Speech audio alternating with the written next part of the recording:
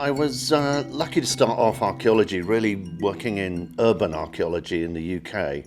So I was particularly interested in the Roman towns, Roman cities. So I moved to the Institute of Archaeology in 2002 and started working in Central Asia, primarily in Turkmenistan, at the Great Silk Road city of Merv. And that in turn led me further down the Silk Roads to China. So I actually first visited China in 2005. We went on a mission to visit a whole range of sites. What I was shocked by, to be honest, was the scale and quantity of the archaeology, the quality. I thought that there was an interesting journey to be had there in terms of working with Chinese colleagues in developing Silk Road studies in China. One of the things that struck me is when I first went to China in 2005, very few Chinese universities taught anything to do with heritage management. Now, Beidar has got a lot of people teaching heritage management.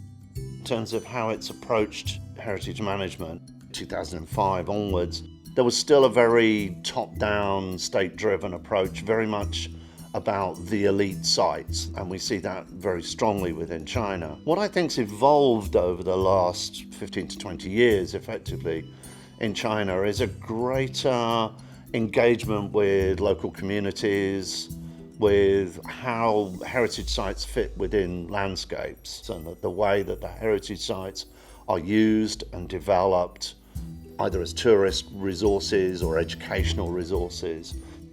We've also done a lot of collaborative training in China.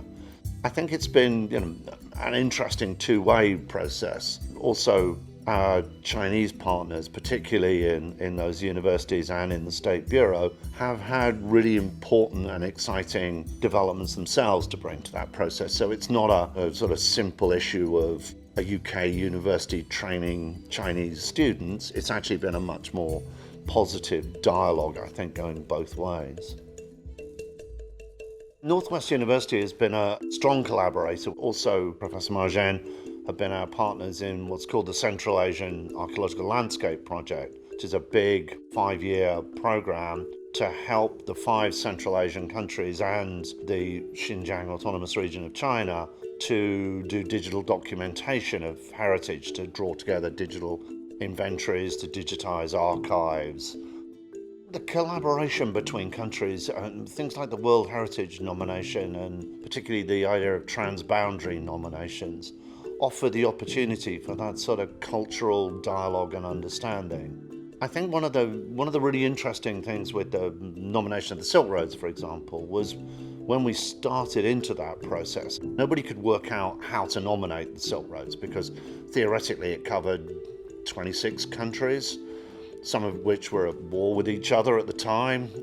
So how were you going to nominate it? The consensus of opinion between all of the countries working was they really wanted to keep this idea of transnational working. So the first one developed was the China, Kazakh, Kyrgyzstan one. And I think the soft power side of that was really kind of important because the Kazakhs have very good archaeological resources and they have a good state structure and they had a good Academy of Sciences and Institute of Archaeology. Kyrgyzstan had, but they had much more limited resources. And what this did was it allowed China, Kazakhstan and Kyrgyzstan to grow together in terms of looking at how they could exchange knowledge. China, partly through the Belt and Road Initiative, has also been very interested in developing archaeological research in areas like Central Asia. There's a lot more opportunity there, again, for dialogue, for capacity building, and that's something that's hugely beneficial to the Central Asians. I think it's really a very exciting development between China and neighbouring countries. So at the moment, for example, I'm working with ICOMOS, International Council of Monument Sites, who are the advisors to UNESCO. We're looking at extending the Silk Road's thematic study to East Asia. So we've been working with China, the Republic of Korea and Japan at looking at the whole of the East Asia networks. So both the land routes up through northeastern China and down the Korean peninsula, but also the maritime exchanges across the Yellow Sea and how those develop in different contexts. I think that one of the advantages that, as it were, an outsider like myself brings to that process is that the expert knowledge comes from the Chinese scholars, from the Korean scholars, and from the Japanese scholars.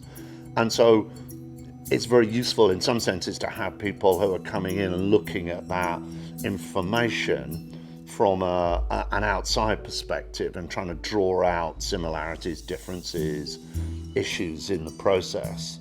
There's a valuable interchange there between scholars from a range of countries to actually critique information and to look at how we move forward with that sort of material.